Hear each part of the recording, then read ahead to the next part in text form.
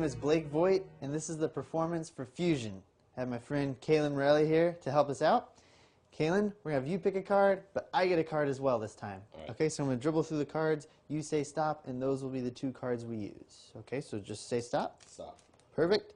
We have two cards here at this point, the king and the 6. Okay. You get the 6, I will take the king, and what I want you to do is fold it right down the middle, right down the vertical here, fold it hot dog style. Okay? Go ahead and get that crease worked in, and if you could, go ahead and work it in on both sides. Okay?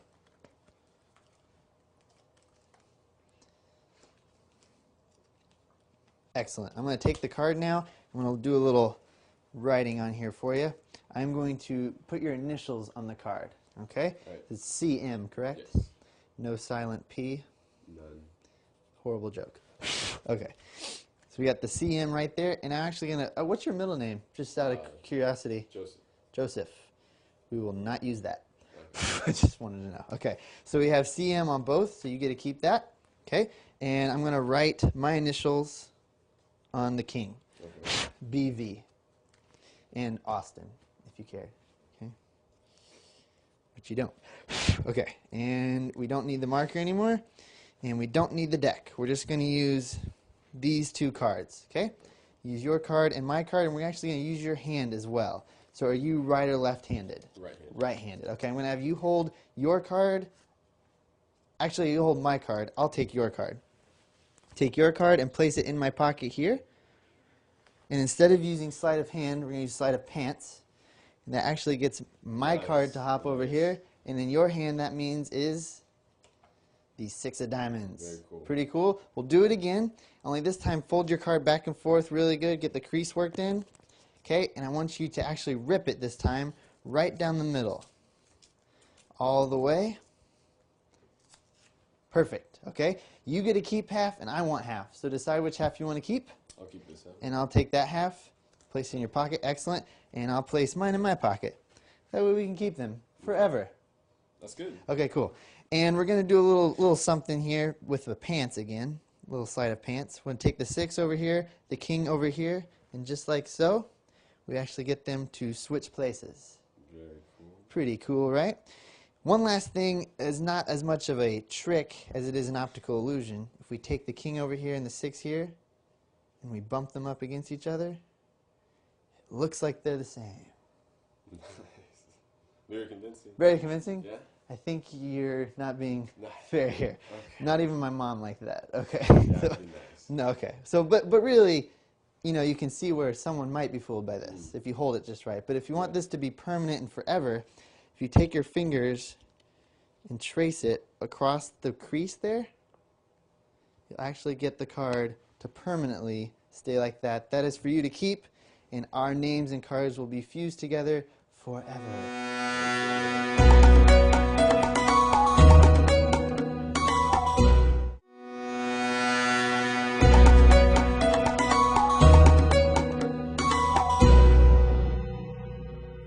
Hello, my name is Blake Voigt, and this is Fusion. I'm going to show you the gimmick that you need to accomplish this, what it's made out of, and then later we'll get into how to make it. So the gimmick that you start with that you need is this, and what you actually have here is a card with a flap that has another card concealed in here that you can use for multiple phases, and it will be up to you how you use this gimmick. And how this gimmick is made is through some splitting. So the pieces that you end up having split are you have a card that hasn't been bent, and it's the face in the middle, and you have the face in the middle of another card that's creased and then glued down here, and then you have a back, that's the thin back layer, and that is all glued together to make the gimmick that you will use. So now let's get into how to make the gimmick.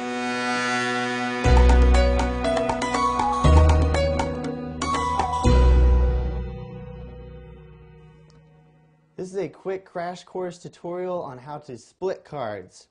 A quick tip on what cards to use. Any cards on the market work really well. The newer the cards, the better. You don't want to use a worked in deck because then you have a more chance of the cards not splitting the way you want them to. So get a brand new deck of cards when you're learning, especially.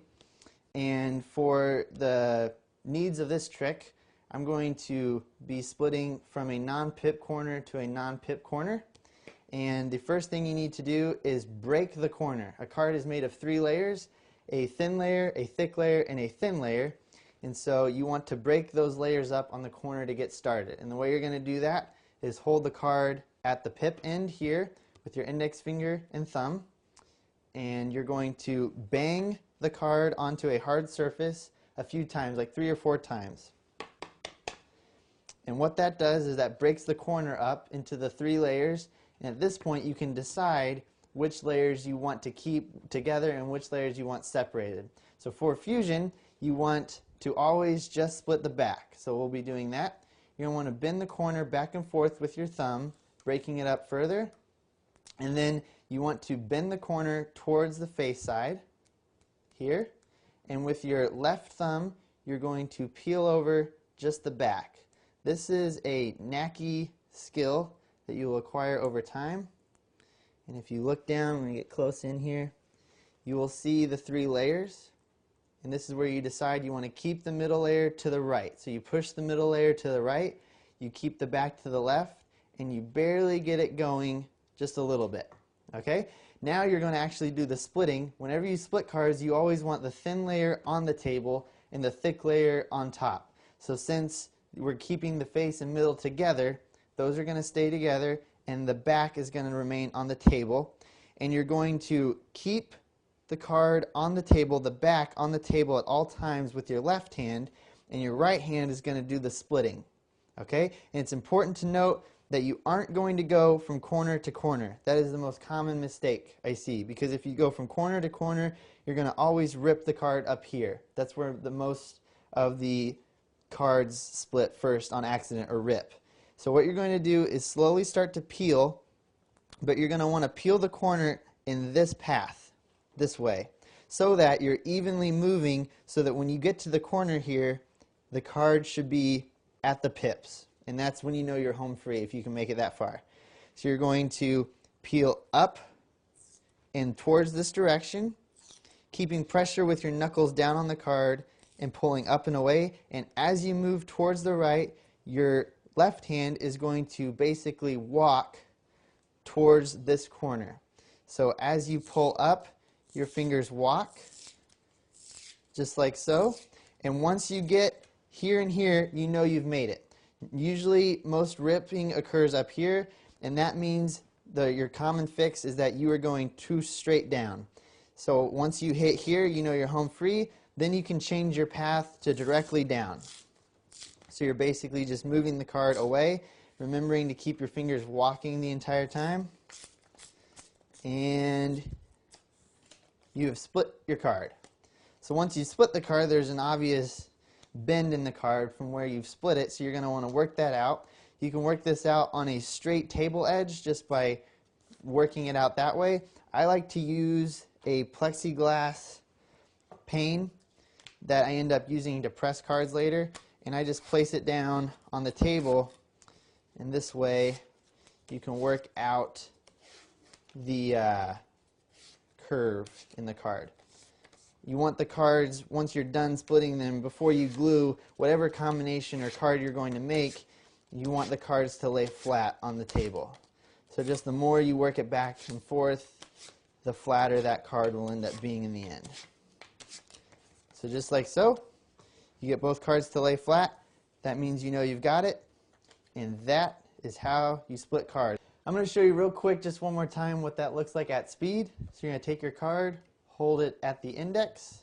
You're going to tap a few times.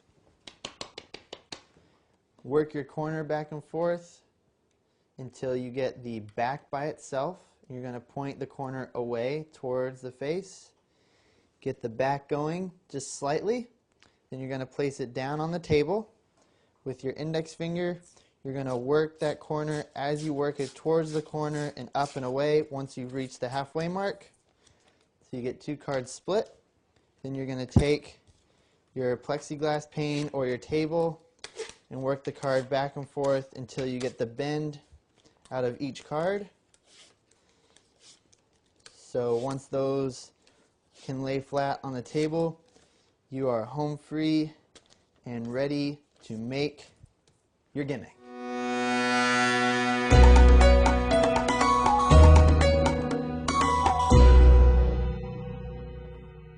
This is the explanation for how to make the gimmick. So I'm going to show you what you need first. You need a Sharpie marker. You need Elmer's no wrinkle rubber cement. It doesn't have to be Elmer's, just a rubber cement that's no wrinkle. You need a rubber cement eraser. These can be found at Hobby Lobby or your local craft store, and it's just a couple dollars. This isn't necessary, but if you have this, it makes the whole process a lot cleaner and less messy. And then you need 2 cards, and you'll have split these cards. I'll show you later how to do that. And the split that you need is you need 2 cards that have been split with the face and middle layers together and the back thin layer being separated. So you split here and you split here and you're ready to begin. Last thing you need, you don't need this, but I like having a straight edge to work against to work out the curves, and also you're going to need a straight edge to bump up the cards later. So just some sort of straight edge. A ruler will suffice for this.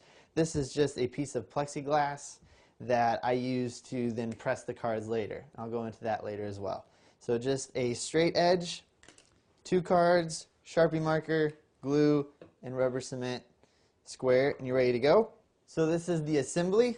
The first step, you're going to need to decide which card is going to be the top card and which card is going to be inside. If you have the option, I always make sure that 1 card is black and 1 card is red. That way the contrast for the routine is greater. And also, if you can make 1 card be a court card and 1 card be a non-court card, the final card that they get to keep is a little bit more dramatic in the change. So if you have the option, I always place the non-royal card, court card, on the inside, just because there is a small glare when you make it. The first few ones you make, the more you make, the less the glare will be there. So this court card, so I'm going to have the court card be the flat one and the 3 be inside. So you're going to take the 3 and crease it right down the middle, like so. Get a good crease, use your nails to work that crease in. And then you're going to want to take the crease not the other way, but so that the card will lay flat. You're only going to need 1 of the backs, so you can get rid of 1 and save that and use it later. And these are the 3 cards that are going to be placed together. So we're going to place rubber cement glue on all 3. And you want to cover each card evenly. And I just use small strokes to fully cover the card. And you're not working on a time seal here. You actually want the glue to dry for this. So take your time doing this. And I always work from the inside out so that there aren't big globs of glue in the middle. And the more even you can place the glue, the better for later. So working from the inside, from the middle out, you can actually see the glue start to dry. You can get it fully wet so you can see the cards wet, and then already over here this one's starting to dry. So it doesn't take very long to do this. If you're making multiple cards at once, I usually make 6 at a time, so I'll cover all of the cards at once and then let them dry. So while they're drying, I'll actually set them to the side. This is where your rubber cement eraser comes in handy. If you hold your surface at a glare, you'll be able to see where the rubber cement is. And either with your finger or with this rubber cement eraser, you're going to want to cover wherever there's glue. This will make the gluing process a lot less messy and will make for a cleaner surface. So now that is completely clean. You could, like I said, you could also do that with your finger. It's just the eraser makes the whole process simpler. So first what you're going to do is you're going to attach the bent one to the back. So you don't need the court card right now. and you need your straight edge at this point. You're going to take this card here, the 3, and you're going to take the back. The back, you're going to want the end to be, the edge to be a little bit beveled up. So that's just by taking your fingers and rolling it. That way when it lays flat, that edge is a little bit elevated. That makes the whole splitting process a lot easier. You're going to bump these two edges up against a straight edge. I'm using a plexiglass pane here. It can also be a ruler. You're going to bump up the edges next to each other, touch them, and press. Pressing right here, the glue on the edges of the cards will seal the cards together. So bump them up and press like so. So now the cards will move as one, which is convenient. And what you're going to do is take the thick card and lay it over just like so. All you're doing is just closing it like a book. And because of the bend, you just want to press down right here, and don't let this actually touch the back, because then that will seal. And the glue on glue will actually become sealed. And you're going to want to press this together, and this is where you have a Sharpie. A Sharpie marker works really great because the end is beveled up. And so just by using this and not the end with the cap, you're going to work out the card and the excess glue. You're not going to want to turn it over and press just yet, because then that will seal the card here. So this gets pressed down, and then this gets moved to the side. You can press down the middle a little bit. Now you're going to apply the other card, and how you're going to do that is the exact same way. So just this edge of the back layer, you're going to run your fingers across and just bend it up slightly. That makes the whole bumping up the edges a lot easier. You're going to bump both edges up against your straight edge, press the edges together, and then work your fingers along that middle line. And the glue should, if it doesn't work on one edge, try the other. The glue should lock those edges together. This whole process is a learning process. It will take you a few tries each time, and then the more you do it, the easier it gets. Here. So once those are sealed, you're going to flap that over. Can I do this differently? I'm going to try that again. Yeah, sure. Okay. Bringing that card into play. Yeah. Okay. So from here. He's like, this is not working. Well, that's actually the easier way when it works. I'm going to teach the harder way. Okay. Okay? So once you have this on here, you're going to add the other card, and you're going to add this one a little bit differently. You're going to press this edge down flat, and you're basically just going to line up one corner of the card with the corner of the back. By lining it up here, because the glue is dry, you can rub them up against each other and they won't lock until you press. So this card is going to be lined up on the corner here, and then I'm going to press, and then I'm going to line up the other corner, and I'm going to press just slightly. And then once both of those edges are lined up, I'm going to run my thumb just along that edge, which locks in that edge. And I'm going to come to the other side, let it fall down, flush, and even with the edge. And then I'm going to press here, and then work your fingers all across the card, evenly spreading it out.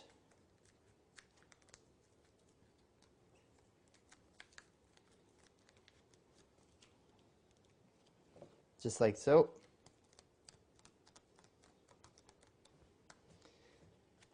And then you're going to take your marker and run it across the whole card, working out all of the bubbles and any excess there. To work in the card just a little bit for the performance, you're going to want to go ahead and open this up a little bit and open it all the way in reverse and press the other way. And that is how you make the gimmick.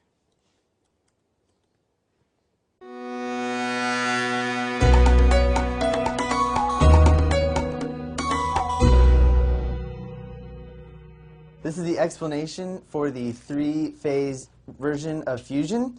The setup for this version is you need the card on top to match the gimmick on the bottom, the card inside the flap. So there is the card on the bottom, and inside the flap, whatever that card is the card on top. Yep. Awesome. So that goes there, and you're going to force them this break, whatever means necessary. So you're going to cut so that the cards in between your pinky break, right here, right there, and you can either do a dribble force to make them stop there, or we'll just do a riffle force for the sake of explanation. So Kaylin, say stop.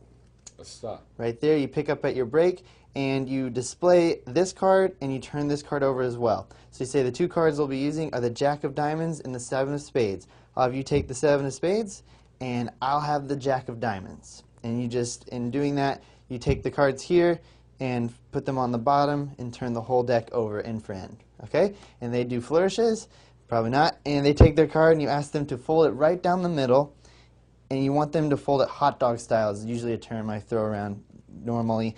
And if they don't know what that means, you just start folding your jack.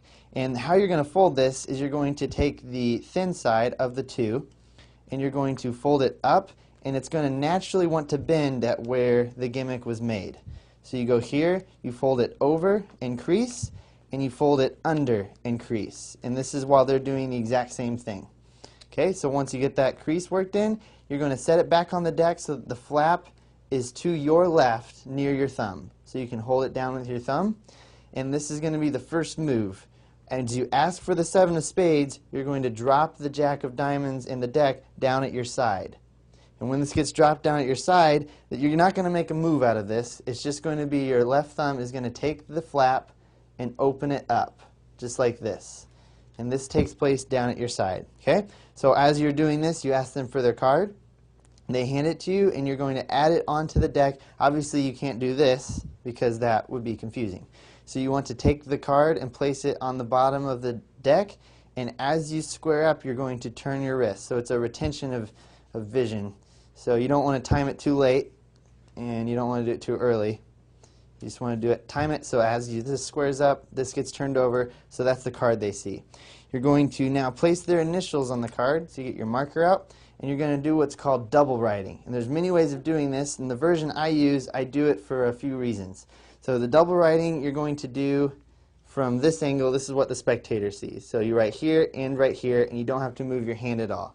How you're going to do that is with the cards in this situation, in mechanics grip, you're going to bring the cards up so that the back of your hand is facing your spectator, and you're going to kick the top card down at an angle so that the opposite of the pip corner is exposed, and you're going to place your right hand palm against the cards here, and you're going to ask them for their first initial. So they say C for Kaylin, and then I put that, and I say, usually I throw in the joke, no silent P, just as a joke because you're writing twice, and you ask for the last name, which is Morelli, so I would put an M right there. And the writing can occur with just your pen moving, your whole hand doesn't have to move. Normally if double writing occurs here, you're writing something and then writing it again, and there's that motion, but because you're here, you're only moving the pen differently, and your hand is blocking all of the movement of your marker. So, once you get both of them done, you square up here, and you blow on it as you bring it into view. So, you blow on it here, you're going to turn the whole deck over. This accomplishes a few things.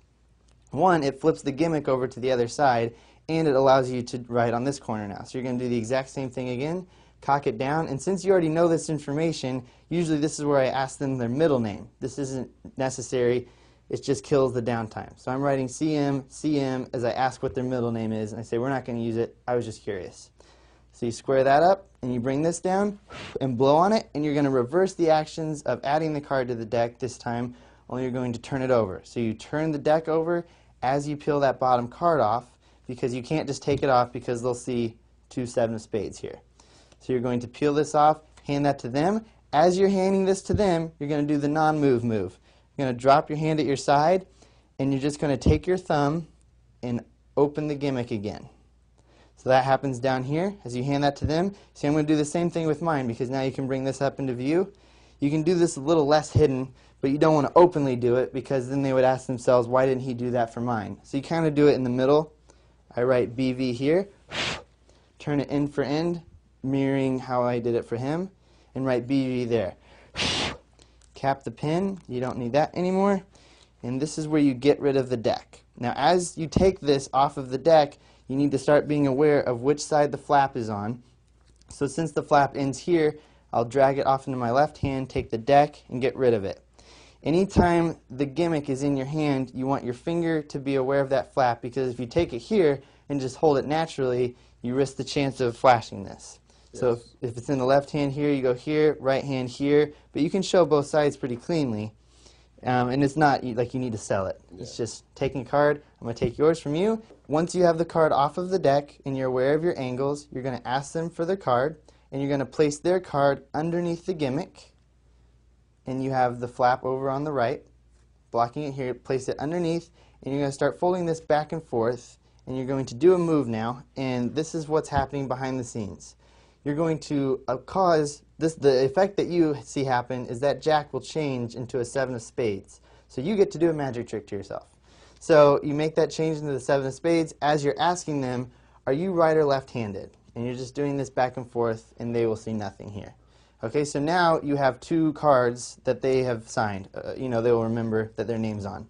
Okay, you're going to ask, Kaylin's right-handed, right? So hold out your right hand, and you're going to place this card into their right hand. Now there is going to be a little bit of discrepancy here, so immediately as you take this card off, you're going to want to bring this card down, so that this strengthens the fact that you're placing your card here because they see their card here, right?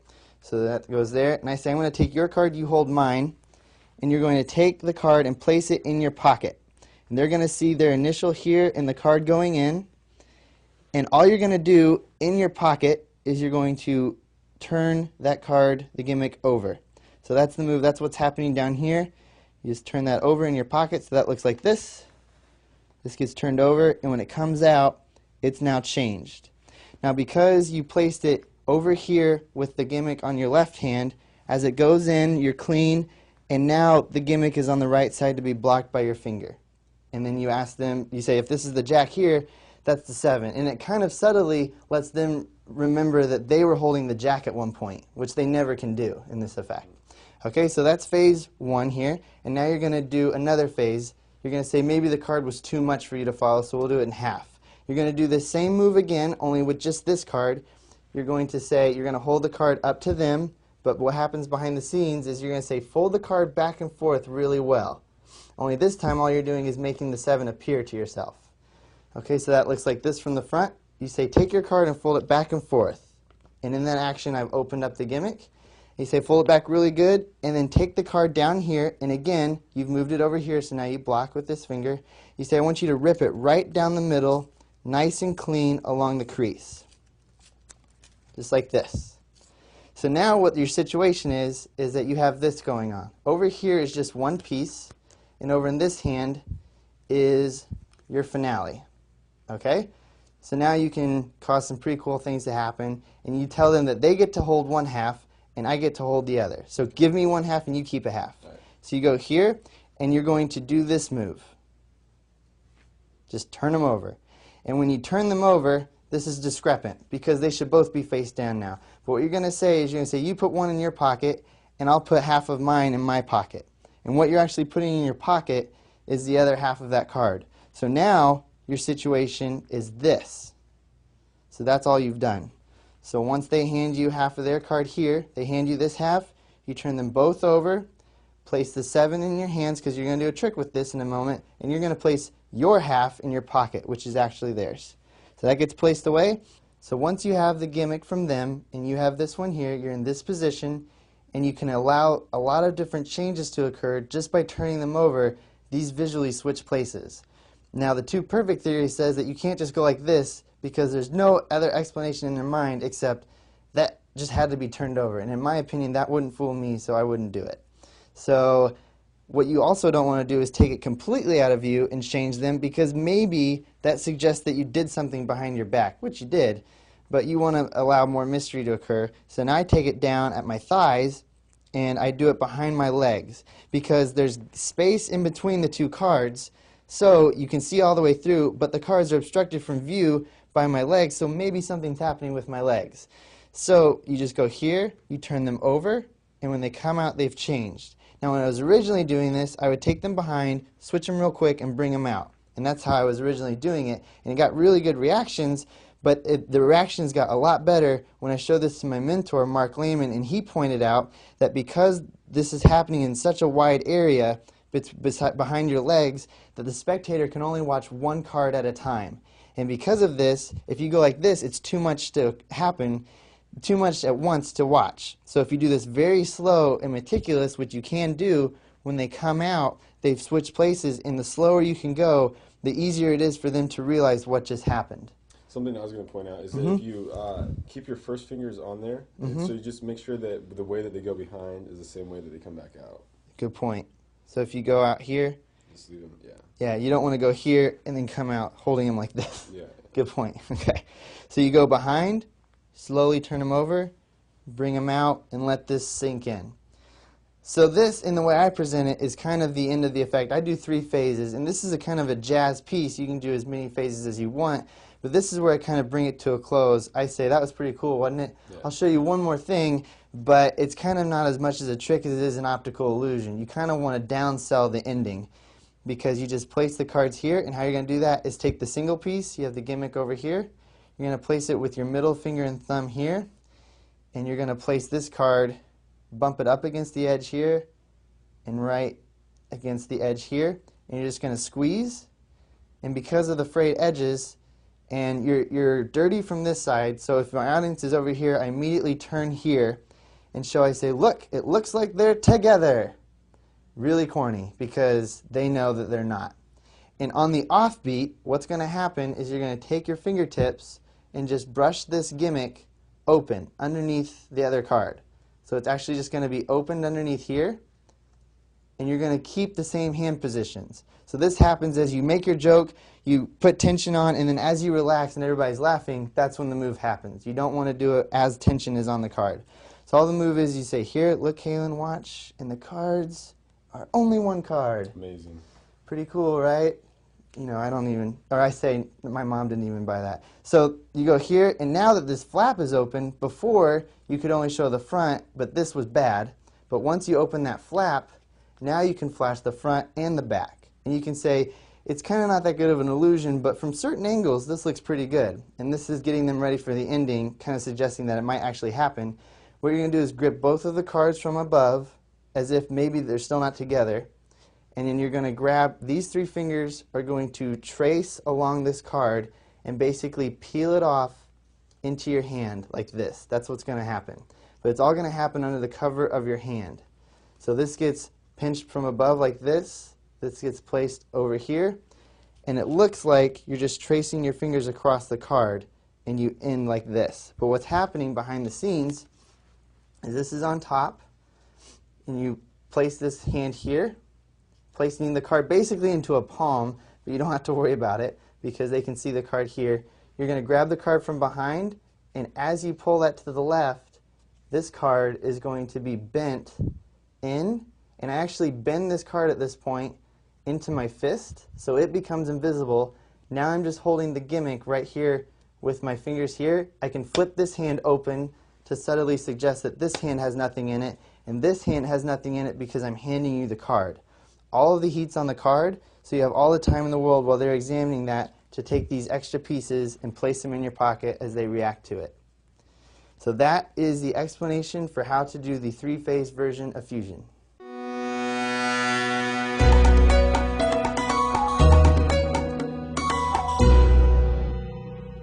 Hello, my name is Blake Voigt, and this is the performance of Fusion.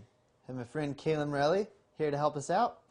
Kaylin, we each are going to select a card. I'm going to dribble through the cards. You just say stop whenever you want. Stop. Perfect. We have the Jack of Hearts and the 2 of Diamonds. We're going to use these 2 cards for the effect. I'm going to take the 2, I'm going to fold it right down the middle here, kind of creating like a line right down the middle. And I'm going to take a marker and I'm going to autograph this card. Okay? Yep. So I'm going to put my name on there just like so, onto the card. And I'm going to have you do the same thing. So you get the marker. Will you hold that for me? Perfect. I'm going to fold the jack down the middle as well. That's kind of, well, I guess we'll just have you right in that white space there. Go ahead and sign your name. And I will be selling this on eBay. It's not going to be worth much. Yeah, cool. Take the marker back. Get rid of that. And we'll get rid of the deck. Just need the 2 cards. I'm going to have you take my card, and I'll take yours. And with the crease, get it really worked in there this time. Really worked back and forth. It's worked in. It worked in there? Yeah. Once it's worked in enough, I want you to take my card and rip it all the way down the middle. Perfect. Now, since these cards don't have writing on them, we don't need those anymore. We just need the 2 with the writing. Right. Now, the idea is that I can create this illusion that they are together. Amazing, amazing. You see that reaction? I don't think it's legit. But if we take the cards and move them back to back like this, Yeah. and open it a little bit, it almost looks like they're together. You see like the book illusion? Yeah. And if I take my fingers and actually wave them across it, it almost looks like it's actually still together, but actually permanently. Nice. So you can actually take the card now, pieces won't come apart, and our cards are fused together forever. Nice.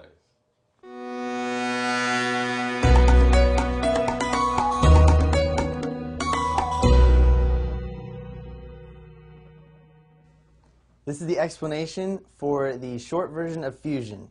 It's a very similar effect. It's just a shortened down, condensed version. You skip the first 2 phases, and you just do the last thing. So you need the same setup. The card that's inside the gimmick goes on top, and the gimmick goes on bottom. A little bit differently this time, though, because the gimmick, if you open it up, you're going to want to go ahead and sign your name across that card the way that you normally sign cards, because you're going to duplicate that signature in just a minute. So the card, if you open up the flap, the side of the card that actually has a back is the side that you're going to sign. So you sign your name there, close that, place that on the bottom of the deck, and cut this in the middle. You're ready to go. Do a riffle force. Say stop. Stop. Perfect. Show these 2 cards here, just as before. Show this card. You say, these are the 2 cards we're going to use for this. Place this on the bottom. Place this on the bottom. Turn everything over. Basically, however you can comfortably get these cards to the bottom of the deck. What we're going to do here is I'm going to take the 7, which whatever the card is that's normal, and you're going to fold it right down the middle and crease. You're going to say, I'm going to place my autograph on it, just like on this line. This is going to be the autograph line. You pull out your pen here, and you're going to sign the 7 just like you signed the other one. So I put my autograph on there like this, and then you're going to hand them the pen, okay?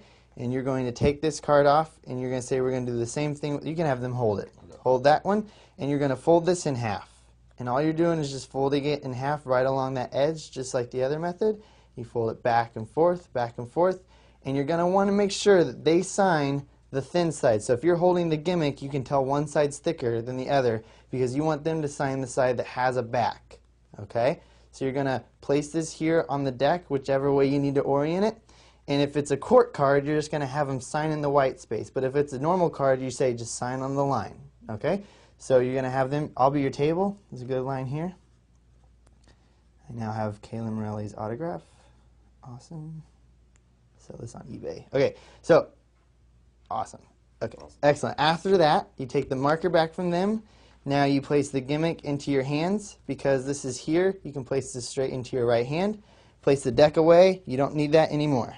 Okay? So now, this is a very shortened version of the effect. You're going to jump straight to the phase where you take the card and fold it back and forth. And behind the scenes, what you're doing is you're going to open this up and open the gimmick. Okay? So that's what happens. This is what it looks like from the front. You're going to say, take your card and get that crease worked in really well. And behind the scenes, I've already switched that open. And you're going to say, with my name card, I'll do the same to yours. I want you to rip it in half because we only need half of the card. Okay? So you rip this all the way down the center here. And you say, the halves without names we don't need. So we'll get rid of them. And all you're doing is you're ditching this piece here with their card because they don't have names on them. So why would you need them? So you put them in your pocket. And you take this piece and you jump straight to the ending of the 3-phase routine. You just place it here and you say, watch this really cool illusion, Kaylin.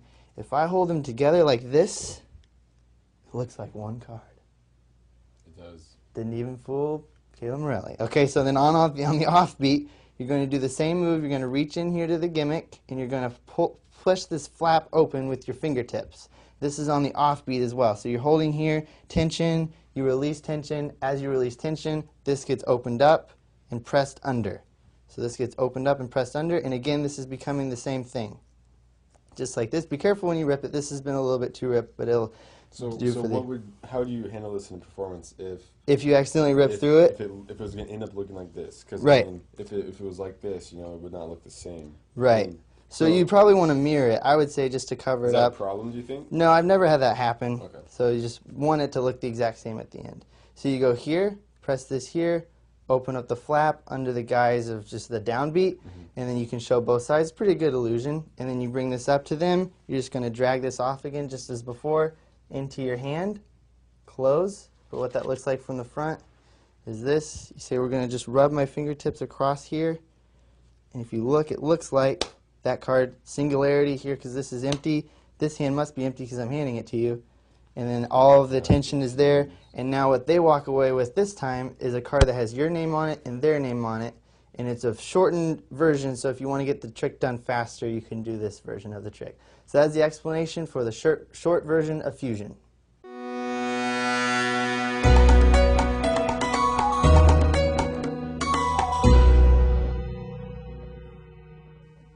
A few final thoughts on the effect Fusion is just hang in there if you're having trouble with the splitting, because that's going to be the most difficult part. They'll turn people away from this the first, and I want you to hang in there because it becomes really easy the more you do this, the more you practice. And once you can make these, I would remember to make them with opposite colors, because you want this contrast at the end. You don't want to make it with like a 7 of diamonds and a 6 of hearts, because it'll be confusing to the spectator, especially for certain phases, what the effect is happening because of the similarities that are there. And also, this is a jazz piece. I like to call it a jazz piece because if you're going into the effect and you think that you need to finish it very quickly, by the initial process, if you're approaching a table with this effect or approaching your friends, you can immediately get a feeling for they want this to be over right now. So you can do the shortened version. Even if you've already done the double writing, you can just end it quickly that way. But if they're digging this and you can tell they just want to see more and more, I've done up to 5 phases before. Just you can freestyle and vary the different changes, but after 5, I feel like it kind of becomes tedious and repetitive. So you just end it and get it over with there. But that way you have a couple different variations of the effect. So I appreciate you getting this effect. I hope you have fun with it and practice it and get good use out of it, because I have. Thank you.